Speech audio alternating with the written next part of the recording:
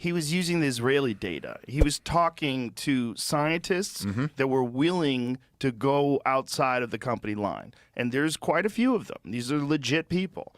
So what he was getting in trouble for with the government was being correct, which is really crazy because you're talking about a health pandemic.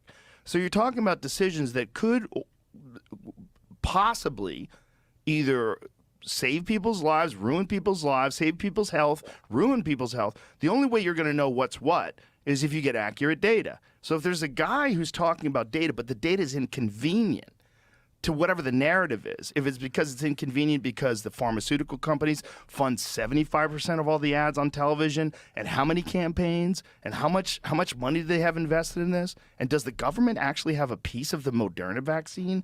Isn't that? Well, there was, Rand Paul, I don't know if you saw one of these moments where it was months ago now, but where he was grilling Fauci in one of those Rand Paul versus Fauci moments, and he said that they found out through a Freedom of Information Act that it was something like $135 million in royalties had been paid out to scientists on the NIH, at the NIH from pharmaceutical companies. And he asks Fauci straight up, he goes, have you received any money? Will you disclose all the money you've received? Can you tell me that you have not received a royalty from any entity that you ever oversaw the distribution of money in research grants?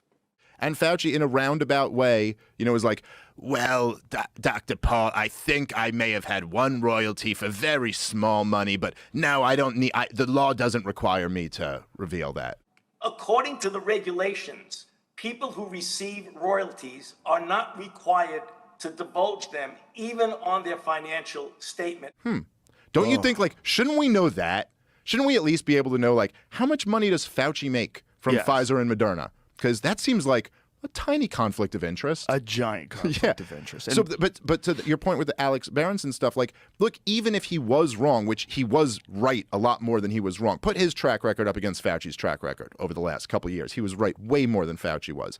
But even if he was wrong, theoretically, he was making data-based arguments. Yeah. He wasn't they justified tech censorship with well, what if someone's just a Nazi preaching hate, or what if someone's intentionally spreading false information to change an election? But he wasn't doing any of that. No. He was just a guy who worked for the New York Times. He was just a guy who was presenting sound arguments.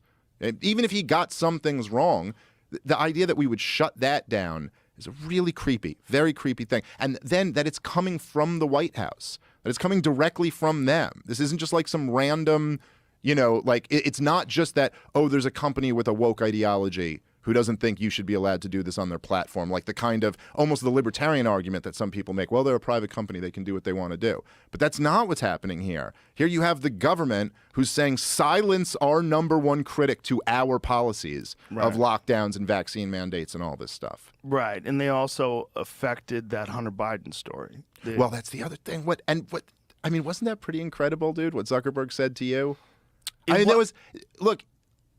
You asked him about the Hunter Biden story. Yeah. And his first response to you was, well, here's what happened. The FBI told us there was going to be this misinformation, this Russian misinformation coming. Now, I'm not saying the FBI told him specifically, you have to turn down the Hunter Biden story. But when you asked him about the Hunter Biden story, the first thing he said was, well, the FBI. So clearly, at least he took it that way. And then when the story came out, the FBI and the CIA and all these intelligence people are saying this has all the earmarks of Russian disinformation. Yeah. And Joe Biden's bragging about this at the time. So if nothing else, they at least clearly sent a signal to these companies that this is the one. This is what we were talking about. Now, could you imagine if you're these people at Facebook? What do you do?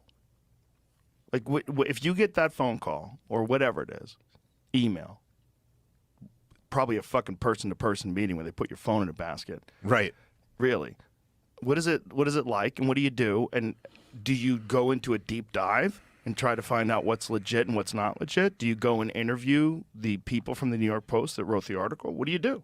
Yeah, it's a weird situation where they're kind of asking you to have this level of expertise in a thing that is not your area of expertise. Right. Or do you just have some faith in the system and go, well, I mean, this is the FBI telling me this, and if they're saying it's Russian misinformation, then I don't want to put it out there if that could affect the results of an election. And so maybe you err on that side. Right. Imagine if it is. Imagine if you've been warned and then it is Russian disinformation, but you also allow people to share it, and it turns out to actually affect the election. Yeah. Well, that swings the election the other way. Trump wins again, and then we find out it's a hoax, and we find out he really is in cahoots with Russia. That was the big fear, right? And that's not a narrative that you didn't hear. Like you heard constantly he was in bed with Russia. You heard constantly Russia had stuff on him. Russia has this. Russia has that. He did this. People peed on him.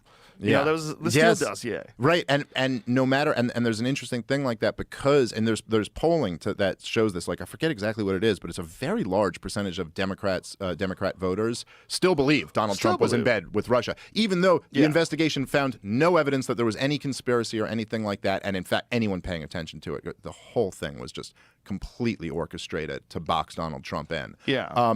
So again, I'm not a Trump supporter, if anyone needs that disclaimer, but I'm just saying objectively, he was framed for treason, essentially, for being a traitor to his country, working with Russia, involved in a conspiracy to change the election results of 2016. Also, and then there was no public apology once the investigations were over. There was no exoneration publicly. No, they just kind of, in the last year of his administration, stopped talking about it as much, never basically acknowledged that we had been saying Trump-Russia collusion for all this time. After the report fell apart, they moved immediately over to the Ukraine Gate thing, which is very interesting given the context of everything going on now. And then they just pulled it up again in the presidential election of 2020 when this laptop came out, and they were like, oh, this is Russia again. Seems like that old thing. And it worked. The thing is, there is Russian disinformation, right? There's that too. Yeah. How the fuck do you know if your Twitter or Facebook, and I'm not exonerating them for what they did, right? They shouldn't have done it. I don't believe in censorship, especially when it comes to censoring a story that's from the second oldest newspaper in the fucking country. It's kind of crazy. Like, they're journalists, right? Whatever you might think of the New York Post and their funny headlines, they're essentially journalists. Yes. When they print something like this, like, you're supposed to, like, think first about where is it coming from. Think first about, like, what's the ramifications of censoring this? What if it's accurate?